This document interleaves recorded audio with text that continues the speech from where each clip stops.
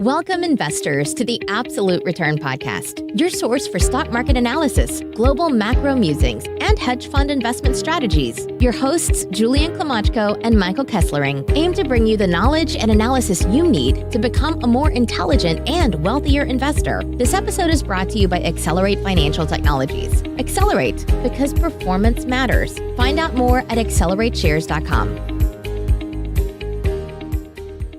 Welcome, investors, to episode 11 of the Absolute Return Podcast. I'm your host, Julian Klimachko. And I'm Mike Kessler. Today is April 26, 2019. We got a lot of cool things to chat about today on the podcast. Starting off, Microsoft market cap touches $1 trillion as Q1 results beat expectations. What drove the increase in value? Occidental announces a hostile bid for Anadarko, setting the stage for a bidding war with Chevron. What happens next? The Bank of Canada holds rates steady. What's their next move? US Q1 GDP figures beat estimates.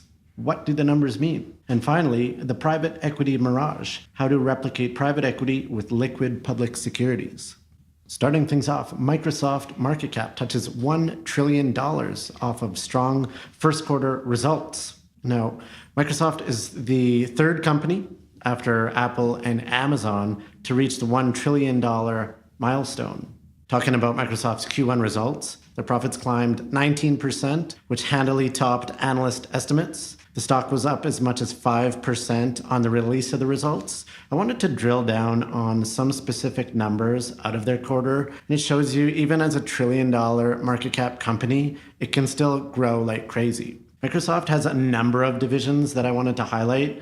The first one being Azure, their cloud computing platform. Year-over-year revenue growth of 75% is just astounding. Incredibly good numbers out of that division. Office 365 commercial did 31%. LinkedIn, a recent acquisition, did 29% year-over-year sales growth. Windows commercial doing 20%. Surface doing 25%. So when people talk about the law of large numbers, it really doesn't seem to apply. You got Microsoft that just keeps growing like a weed.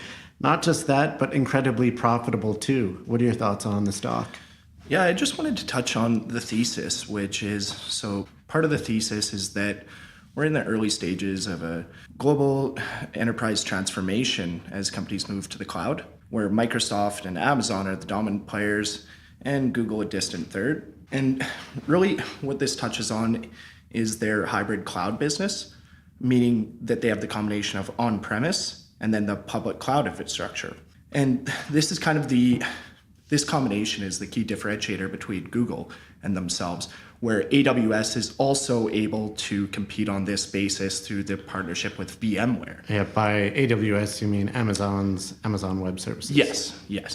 So really, like, this business model is just Azure renting out computing power to business clients. Yeah. So this is what the majority of the thesis has rested on. Yeah. And the main rationale for such a high multiple re-rating for Microsoft over the last number of years. Yeah, and I wanted to get into that because back in 2011, Microsoft was really beaten down. It was trading at, I believe, 8.3 times earnings is where the valuation troughed. And even by 2013, it was still around 10 times earnings, which was a big discount to the S&P 500. Going back to 2013, activist hedge fund Value Act Capital took a $2 billion stake, which at the time was about 1% of Microsoft. The stock was $31 at the time, which is, I believe it's around $130 since. Like I said, roughly 10 times earnings in 2013. And what Value Act did is they were instrumental in getting Satya Nadella, Microsoft's current CEO,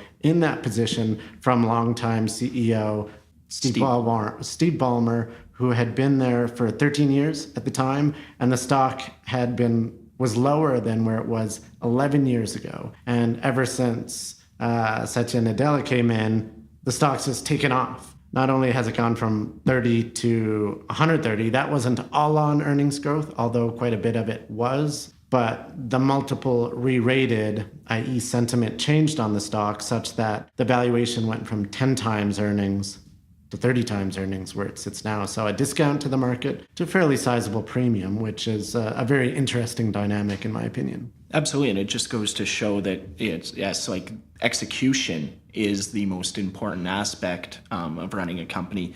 But one of the other things that you can't really necessarily control is the sentiment that the market has, and that has a big effect on what multiple they'll give you. Yeah, and what the market was really most impressed with and why it led to that re-rating was Nadella's focus on cloud computing and the subscription-based business instead of selling individual copy of Windows for a fee. Now with the cloud computing and the subscription-based software services, they get that recurring revenue, which investors clearly value at a much higher multiple. Absolutely. And when you talk to people in the IT services industry, it is very clear that Microsoft is the best option just because of the ability to have the legacy model for companies with their current infrastructure and combine that with the cloud. It's not just moving, say, with Google, moving all the way to the cloud. It's that kind of combination that is a lot easier to sell. Anadarko shareholders gotta be happy as Occidental unexpectedly launches a $55 billion hostile bid for Anadarko, setting the stage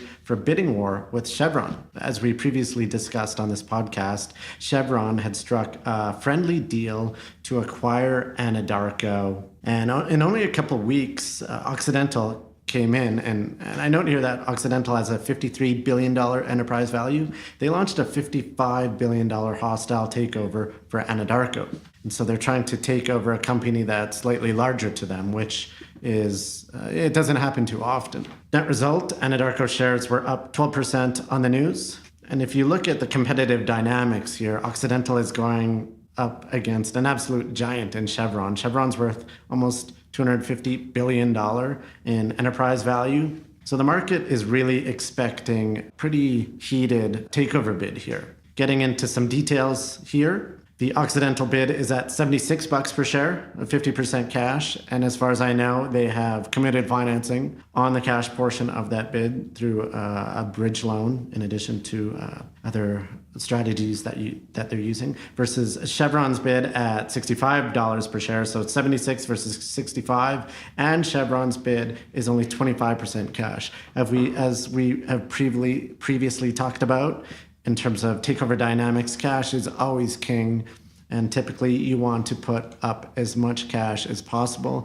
and as little as possible in terms of share consideration. One thing that came clear out of this bid is that Occidental made it clear that Anadarko's highly attractive U.S. shale assets, that's really the key thing that both parties are looking for here. I believe Occidental is the number one producer in the Permian, and Anadarko's the second largest producer in the Permian Basin. The Permian Basin is perhaps one of the hottest shale oil plays in the world today, certainly the hottest play in North America.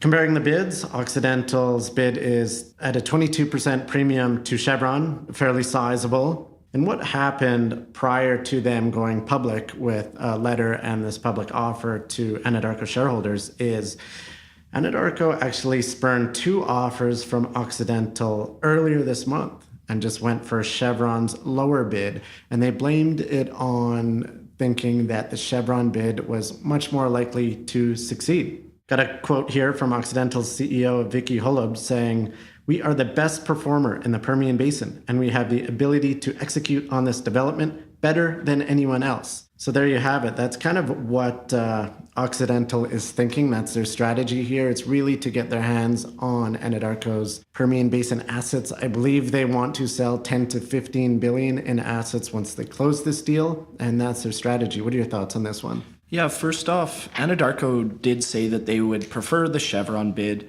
because of their ability to absorb the company in its full form, whereas with Occidental, they are likely to have a substantial amount of asset sales, as this new combined entity would be quite leveraged, perhaps a little bit more than what they would like. The capital structure may be a little bit different. But yeah, moving to, there would be a $1 billion, so I guess at its base, there would be a $1 billion breakup fee payable to Chevron if Anadarko chose Occidental, if they reneged on the agreement that they had. But as well, there's some interesting dynamics in terms of corporate governance. With Anadarko, their CEO, he's actually set to receive $43 million as kind of a golden parachute of sorts following the acquisition of Chevron by Chevron. And this number was actually increased the day before the merger with Chevron was announced.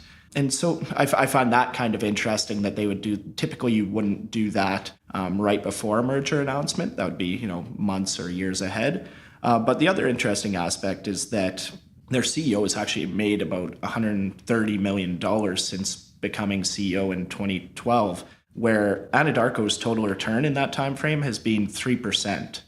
That's including dividends, which is much lower in comparison to their peer comps, including EOG, ConocoPhillips, Occidental Petroleum itself, where they have returned about 62% in that time frame. Certainly not pay for performance on that one. Absolutely not. And I wanted to touch on the leverage issue that you discussed. So by leverage, you're indicating that the market fears that Occidental is taking on too much debt and swallowing a $55 billion Anadarko, in which they're paying for half the equity consideration in cash. Got a quote here from Zoe Sutherland, an analyst at Wood Mackenzie, saying, financially, the deal would be a big stretch for Occidental. A potential transaction would be materially increase the company's leverage ratios and stretch its balance sheet. Another analyst here from Mizuho wrote, we think the bid is a very bad idea.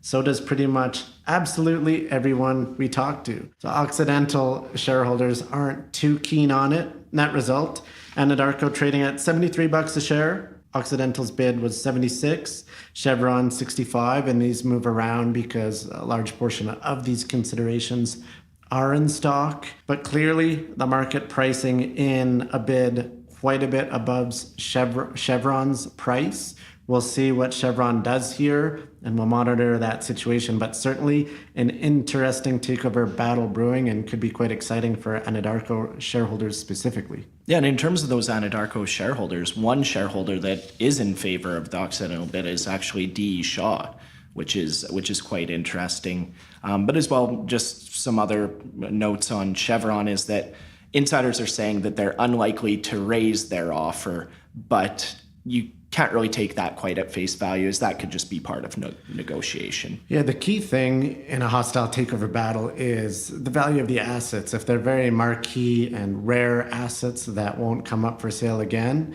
which I kind of see the Permian assets that Anadarko owns being in this situation, then you could see both companies pretty keen to get their hands on it. So I don't necessarily see Chevron backing down. The other thing is, if they do choose to back down, they do it quickly, and there have been a number of days since Occidental released its proposal. And touching on D.E. Shaw, now D.E. Shaw is a very large hedge fund. They established a stake in Anadarko, and they're pushing for a sale process there to attract the highest bid possible. So we'll see how that one plays out. Bank of Canada holds rates steady this week at 1.75%, in line with what the market expected. What was unexpected is that they downgraded their forecast of GDP growth for the year from 1.7% to 1.2%. In the first quarter, they believe GDP grew by only 0.3%, which is not very good, especially in the face of US GDP numbers, which we will get to. US grew at 3.2% annualized. So Canada's 0.3% in Q1 is not looking impressive versus the US. As a reminder, what the Bank of Canada has done since mid-2017, they have hiked their benchmark rate 5 times, and it lies at 1.75%. A couple things. Number one is in the oil and gas sector that has really affected the economy and the path of interest rates at the Bank of Canada. Wanted to mention that investment in the oil and gas sector in 2019 will be 20% lower than it was just 2 years ago. And looking at the investment 2 years ago, that had already dropped 50% from 2014. So a significant decrease in oil and gas sector investment, which is the largest portion of the Canadian economy, effectively. Another comment on housing, showing early signs that it may be stabilizing, particularly around Toronto. However, the Bank of Canada did acknowledge that there could be more downside in the Vancouver area and Alberta. Another interesting tidbit within their monetary policy report is the BOC lowered its estimate of the neutral rate from 2.5 to 3.5%, to 2.25 to 3.25%. So we had previously discussed the neutral rate, and that is a rate in which the Bank of Canada, their benchmark rate, they believe is not stimulative to the economy. Clearly, we're lower than that, but the lower that they take their neutral rate, the less likely they are to conduct future rate hikes. Talking about the Canadian dollar on the back of this news, which was obviously negative with the downgrade in GDP, the loonie fell to a 4-month low as the market priced in an increasing chance of rate cut. And rate cuts have been a thing that we've really been on the past couple of months here, really thinking that that is the path that the Bank of Canada increasingly looks like it's going to take. What are your thoughts on this? Yeah, so one thing that I did want to point out is that, as we all know, Canada is an export-dependent country. We rely on our exports to provide a lot of our growth. And so trade uncertainty is actually having an outsized impact on these export-dependent countries. So not only is Canada struggling with this, but actually South Korea, another export-dependent country, saw its largest GDP contraction in a decade of 0.3%. So this isn't just specific to Canada, but specific to Canada is that one of the points that Polo's in his notes mentioned for the slowdown in growth rate was the Ontario Premier Doug Ford's budget austerity. This seems like a little bit of a political response by the Bank of Canada. Now, do you see this as common for the BOC governor to talk fiscal policy? It happens rarely, and I don't think he's taking a political shot here. He's just trying to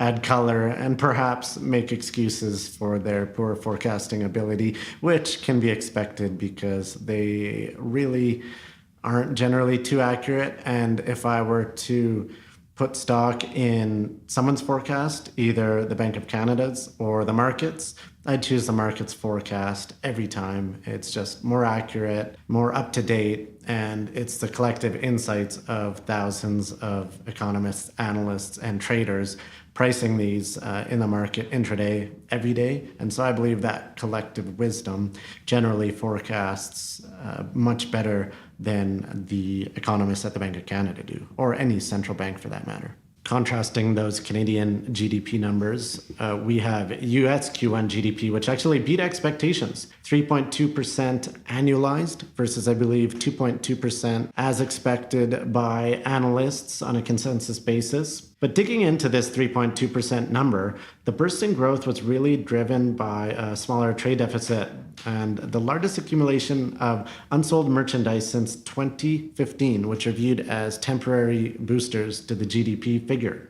Now, if we exclude trade, inventories, and government spending, which are seen as temporary, the economy actually grew at only 1.3% in the first quarter. So it's important to make that distinction. The headline number seems really good. It's above Donald Trump's 3% growth target, but it just seems pretty unsustainable because growth isn't coming from the right areas. That being said, clearly no recession as the market was pricing in Q4. So that's very positive news. Economists expect GDP growth to slow this year, forecasting about 2.5%. Now, this is below Trump's 3% annual target. Got a couple quotes here, one from a bear, one from a bull. Our first bearish quote from David Rosenberg. He says, "This was a low-quality GDP report, all one-offs, lower imports, higher inventories, and Pentagon spending. Real final private sales, a puny 1.3%. Removing more lipstick from this pig shows cyclically adjusted GDP contracting at a 2% annual rate. Deepest decline in nearly a decade." So Rosenberg, the bear, views GDP on an adjusted basis as actually contracting, which is pretty significant. It's a pretty big call from him. Now, on the bullish side, we have the National Economic Council Director Larry Kudlow calling the Q1 report a blowout number.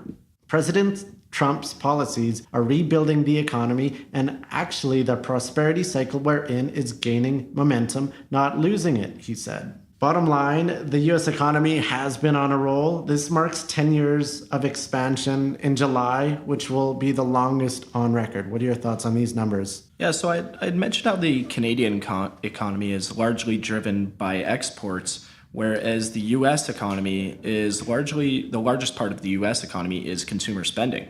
And this actually rose above consensus forecasts at 1.2% at a 1.2% growth rate, which is interesting. But similar to Rosenberg's comments on the quality of the forecast, this quarter also has a quirk where, because of the government shutdown, analysts actually didn't have access to some of the consumer spending data that they normally would factor into their estimates, which would give question to the overall quality of the data that they were using to make their estimates. So that's another interesting aspect of this read. Yeah, another dynamic to keep in mind is there is an ongoing trade war, specifically between the US and China. So that will negatively affect some of these GDP growth numbers. And speaking of which, they do have further future upside if those two countries can seem to settle their differences, which hopefully they can over the next number of months. But it's certainly been something we've been watching and something we've been waiting for. Put out a blog post this week entitled Replicating Private Equity with Liquid Public Securities. Now, what we talk about in this blog post was private equity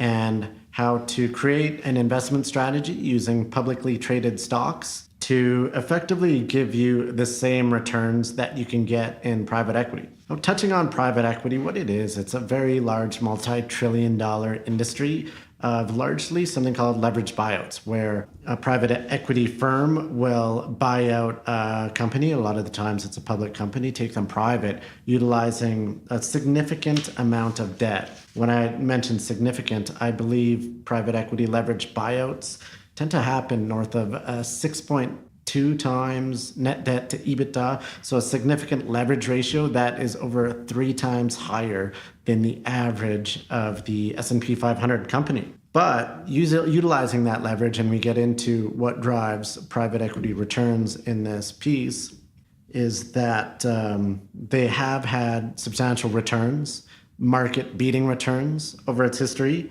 And so from that performance, they have raised $3 trillion from investors since 2012. Contrast this to the active mutual fund space. Now, active mutual funds have lost $1 trillion in investors over the past 4 years. So you see this divergence between active mutual funds and active private equity, where investors are taking money out of mutual funds and then allocating more to private equity. And demand for private equity is so insatiable such that private equity firms now have 1.2 trillion of dry powder. That is excess capital that hasn't found its way into investments at this point. We highlighted a study that Harvard Business School did in a methodology to replicate private equity returns utilizing public securities. I'll quote, they say, a passive portfolio of small, low EBITDA, and by EBITDA, I mean earnings before interest, taxes, depreciation, and amortization. It's a commonly used measure of cash flow. So low EBITDA multiple stocks with modest amounts of leverage and hold to maturity counting of net asset value produces an unconditional return distribution that is highly consistent with that of the pre-fee aggregate private equity index. So there you have it. What we did in our blog post is we created a multi-factor model to replicate private equity returns using some of the data from the Harvard study. What we found and what our simulations showed is that you can replicate private equity with liquid public securities by building a 3-factor model. Number one is size, the first factor. So you select a universe of small and mid-cap stocks. Why? Well, because small and mid-cap stocks have historically outperformed the market. Number two, value. So you want to select top decile value stocks on EBITDA to EV. Now, this is a valuation measure. Effectively, it's the cheapest 10% of stocks in the market. Why do you do this? Well, because historically, low valuation stocks have outperformed the market. And lastly, private equity secret sauce really is leverage. So you want to apply a modest amount of leverage to the portfolio because leverage amplifies returns. Going through some of the simulations we ran on our North American basket of stocks since 2007, so over the past dozen years, our private equity replication portfolio unlevered returned 144% or 8.8% annualized. Now, the Preqin buyout index, which aggregates private equity fund returns on a quarterly basis, it returned 166% or 9.5% annualized. However, one thing that I wanted to note the difference between our simulated private equity replication portfolio and the Preqin buyout index is that LBO or leveraged buyout companies typically have six-fold the amount of debt or leverage that our private equity replication portfolio has. So a significantly higher risk portfolio. Now, we ran another simulation in which we leveraged our private equity replication portfolio 130% and then hedged off 30% by shorting 30% in S&P 500 futures. This resulted in a 220% return for the leveraged private equity replication portfolio, and this is 11.4% annualized, which beat the Preqin buyout index by nearly 2% per year. So there you have it. We've created a pretty cool model to replicate private equity, but this is with securities that offer you intraday liquidity. Not just that, but you can do this at a significantly lower fee than private equity. Another thing I chat about in the blog post is many like to point towards either operational improvements or the so-called illiquidity premium as to where private equity results and outperformance come from. But we clearly show that that is not the case, and the results come from those three factors that we discussed, that being size, value, and leverage. Do you have any comments on this post? Yeah, absolutely. And so in terms of the rationale for those size, leverage, and value is that these factors actually make a lot of economic sense as well, since private equity funds historically, such as KKR and Bain, some of the most popular PE funds, had their best years in the 1970s and 80s when it was relatively less competitive and they were doing mid-market deals. So they were doing smaller deals, less competition, so a valuation that was typically lower. Yeah, and by valuation, you're talking 4 to 6 times EBITDA in terms of enterprise value or takeover value of the business, where you're buying it at 4 to 6 times its cash flow. And you look at the average leverage buyout these days, I believe the multiple is at an all-time high at roughly 11 times EBITDA. So you've seen valuations double, and obviously the amount of equity increase much more than that, just given the leverage on these deals. Absolutely, and doing a deal at 11 times is very different from doing a deal at 5 or 6 times. Yeah, exactly. With the amount of leverage, you're seeing a large amount of leverage buyouts being done at 6 to 7 times debt to EBITDA, inclusive of a number of adjustments. So after adjustments, many could be north of 7 times. But you look in the heyday of private equity in the 80s and 90s, and they're getting total deals done far less than 6 times EBITDA. So it's a pretty significant difference. And perhaps the best days of private equity are behind them. What do you think? Yeah, that's a definite possibility. I mean, to counter that, perhaps it is just cyclical, where the next recession that comes across, perhaps deal sizes and multiples will revert to more of a historical norm. Yeah, there's just so much capital chasing these opportunities. Pension funds really desperate for higher returns than the market. I should note that one of the largest PE shops out there is in the midst of raising the largest leveraged buyout fund ever, and their CEO said, the raising of the money was so easy, it was akin to a, quote, out-of-body experience. And so there you have it, when things like that happen, and it typically doesn't end well. That's all I got to say about that. So there you have it, folks. Episode 11 of the Absolute Return Podcast. You can hear more at absolutereturnpodcast.com. We'll chat to you again in another week. Feel free to leave us some questions, leave us some ratings on iTunes, and we'll talk to you soon. Cheers.